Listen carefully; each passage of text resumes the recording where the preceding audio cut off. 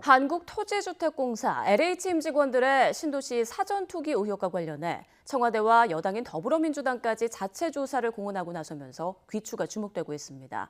이런 가운데 국민의힘은 감사원 감사, 나아가 국회 국토위와 국정조사까지 요구하는 가운데 정의당도 힘을 보태는 모양새입니다.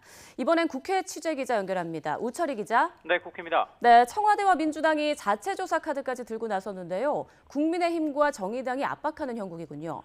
네, 그렇습니다. 문재인 대통령도 이번 사태의 심각성을 감안해 청와대 참모들의 광명, 시흥, 3기 신도시 지역 토지거래 여부에 대한 전수조사를 전격 지시했습니다.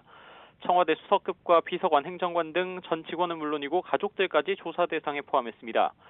청와대는 현재 계획을 세우고 자체 조사에 착수한 가운데 문 대통령이 엄중한 인식을 드러낸 만큼 가급적 이른 시일 안에 결과를 발표할 전망입니다.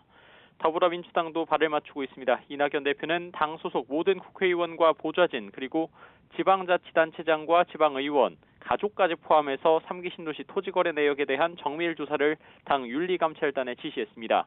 공직자가 업무 관련 정보를 이용해 금전적인 이득을 취하는 건 반사회적 범죄이자 국민 배신 행위로 규정하고 엄중하게 대응한다는 방침입니다. 다만 현재 정부 차원의 조사가 진행되고 있는 만큼 국정조사와 같은 추가적인 대응은 그 결과를 지켜본 뒤에 정하자는 입장입니다.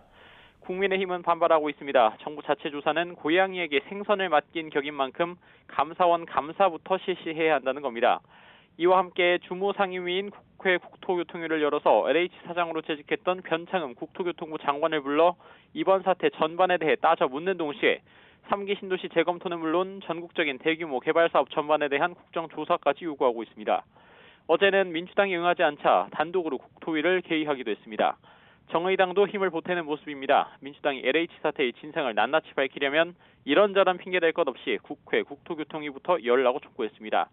그러면서 어제 민주당 이낙연 대표가 변창흠 국토부 장관을 국회로 호출해 질책한 것에 대해서도 여당 대표는 상전이 아니라고 목소리를 높였습니다. 선거를 한 달 앞두고 국민적으로 가장 예민한 사안 중 하나인 LH발 부동산 이슈가 재점화되면서 향후 대응과 전국 상황에 여야 모두 촉각을 곤두세우고 있습니다. 네, 국회에서는 이번 LH 투기 의혹이 선거에 미칠 영향을 예의주시하고 있는데요. 오늘 부산시장 구도가 확정될 가능성이 유력하죠. 네, 그렇습니다. 민주당이 오늘 오후 부산시장 후보 경선 결과를 발표합니다. 김영춘 전 해양수산부 장관, 변성환 전 부산시장 권한대행, 박인영 부산시의원 3명 가운데 과반수 득표를 얻은 후보가 나오면 민주당이 부산시장 후보로 최종 확정됩니다.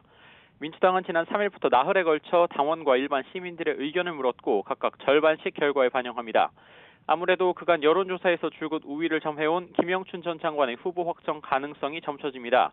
이렇게 되면 부산시장 대결 구도가 확정되는데 민주당 김영춘 예비후보가 국민의힘 박형준 후보를 얼마나 따라잡느냐가 부산시장 선거의 관건이 될 전망입니다.